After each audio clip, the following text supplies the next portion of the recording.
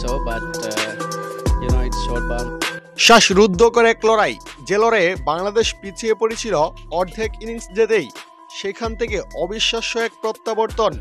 মাহমুদুল্লাহ রিয়াদের জড়ো 50 আর তারপর জাতীয় দলে অভিষিক্ত জাকের আলী অনিকের দুর্দান্ত ব্যাটিংয়ে অসাধ্য সাধনের খুব কাছে চলে এসেছিল বাংলাদেশ দল, কিন্তু হলো না। রুদ্ধশ্বাস এক লড়াইয়ে শেষ বলে 3 রানে হেরে গেল বাংলাদেশ দল। দর্শক, বাংলাদেশের সামনে ছিল 207 রানের বিশাল লক্ষ্য। এমন এক লড়াই শেষ বল পর্যন্ত দিয়েছিল জাকের আলীর কল্যাণে। শেষ ওভারে বাংলাদেশের দরকার পড়ে 12 রান।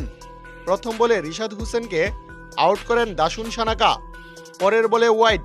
দ্বিতীয় বলে তাসকিন আহমেদ নেন 1 রান। 4 বলে দরকার পড়ে 10 রান। স্ট্রাইকে জাকের আলী দলকে অবিশ্বাস্যভাবে লড়াইয়ে ফেরানো এ ব্যাটার শেষটা আর করতে পারলেন না। লং অফে তুলে দিলেন ক্যাচ।